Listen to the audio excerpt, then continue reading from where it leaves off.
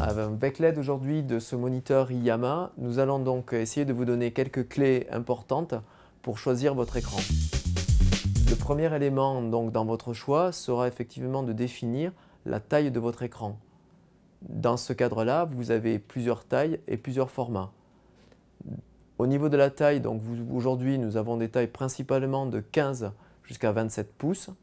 Au niveau des formats, vous avez aujourd'hui 3 grands formats. Les écrans de format 4 tiers, donc ce sont les écrans que l'on connaissait il y a quelques années qui ont un format plutôt carré. Les formats 16 dixièmes qui est un format intermédiaire qui a été inventé il y a quelques années, donc qui est un format déjà élargi.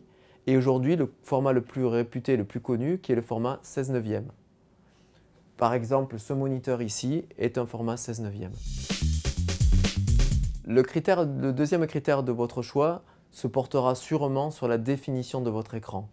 Donc, suivant la taille, effectivement, plus vous aurez une définition élevée, plus vous aurez un point petit, mais ce qui signifiera effectivement une qualité d'image, mais par contre, effectivement, des caractères petits. Donc, il faudra trouver le bon compromis entre la taille de votre écran et la taille souhaitée des caractères ou le type d'application que vous avez. Le temps de réponse donc, va définir effectivement le changement d'image, le passage d'une image à une autre. On va définir effectivement un temps en millisecondes. Plus le temps est restreint, meilleur sera le rendu au niveau de l'évolution des images, au niveau de l'avancée des images, et ça évitera effectivement tout ce qui est traîné ou tout ce qui est image fantôme. Afin d'optimiser tout cela, effectivement, nous avons une fonction qui s'appelle Overdrive, qui va permettre donc par des calculs mathématiques et arithmétiques de pouvoir faire des calculs intermédiaires et donc d'avoir une fidélité d'image encore plus importante. Et donc on va définir ce qu'on appelle le temps de réponse, on va le rabaisser à des valeurs encore moindres. L'intérêt de l'overdrive, c'est qu'il est de plusieurs valeurs et donc on va pouvoir trouver un bon compromis entre la qualité d'affichage et effectivement ce fameux temps de réponse. Pour les couleurs, elles sont définies en usine avec des pré-réglages. Par contre, vous pouvez, dans tous les écrans IYAMA, vous pourrez les revisiter toutes ces couleurs-là avec des réglages précis, soit visuellement, soit avec l'aide d'un outil qui s'appelle une sonde. Dans le cas du contraste, vous avez deux valeurs aujourd'hui qui sont à retenir. Une valeur qui s'appelle dynamique et une valeur qui s'appelle statique. La valeur statique est la valeur réelle du contraste sur la dalle que l'on peut mesurer avec un oscilloscope ou avec un autre instrument. Par contre, vous avez une valeur dynamique qui, elle, est un recalcul par des algorithmes qui, elle, malheureusement, n'est pas mesurable véritablement, mais qui est une valeur qui va vous permettre d'avoir un mode de comparaison entre différents moniteurs et différentes technologies. Tout ce qui concerne l'ergonomie de votre moniteur, donc vous allez avoir quelques données très importantes qui vont être les entrées vidéo. Quelles entrées vidéo vous allez avoir à l'arrière? Principalement, donc, nous connaissions les entrées VGA qui étaient des entrées analogiques. Maintenant, depuis quelques années, nous avons les entrées DVI qui étaient plutôt orientées vers le monde du professionnel. Et depuis peu de temps, à peu près 2 ans aujourd'hui, nous connaissons ce que nous appelons les entrées vidéo HDMI, qui sont des entrées vidéo haute définition, numériques, et qui vont vous permettre de connecter aussi bien votre PC qu'une console de jeu, voire qu'une box TV, donc pour pouvoir regarder votre télévision en haute définition sur votre moniteur. Ensuite, vous avez donc la notion de haut-parleur pour que votre moniteur vous restitue ou non le son.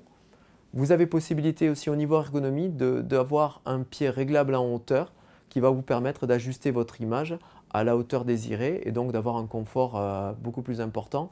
Enfin, aujourd'hui, on va trouver aussi certaines interfaces intéressantes comme des ports USB supplémentaires qui vont vous permettre non pas d'aller vous baisser et d'aller brancher votre clé sur l'ordinateur, mais de pouvoir connecter directement votre clé USB ou tout autre périphérique, disque dur, directement sur l'écran.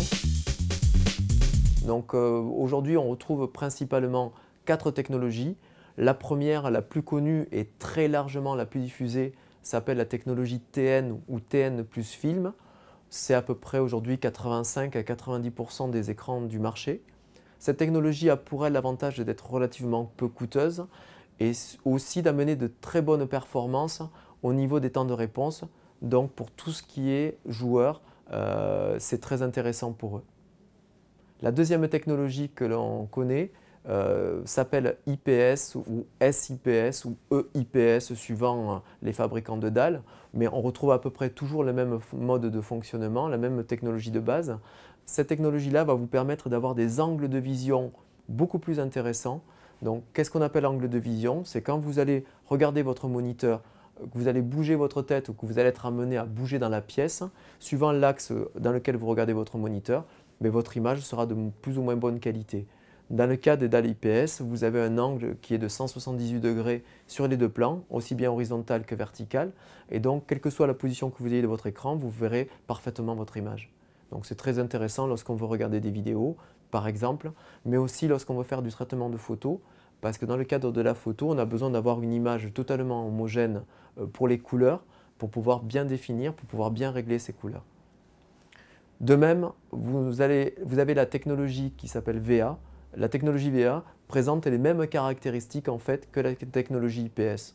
Elle a été développée par une autre société, mais ce sont à peu près les mêmes avantages et les mêmes inconvénients. Le seul inconvénient qu'on va retenir sur ces deux technologies, ce sera leur temps de réponse. Contrairement à la DALTN qui elle est très orientée vers le jeu, ces deux dernières technologies IPS et VA sont plutôt elles orientées vers des images fixes ou pour de la vidéo, mais pas vraiment sur une recherche de rapidité, plutôt pour une question de qualité au niveau du rendu de l'image.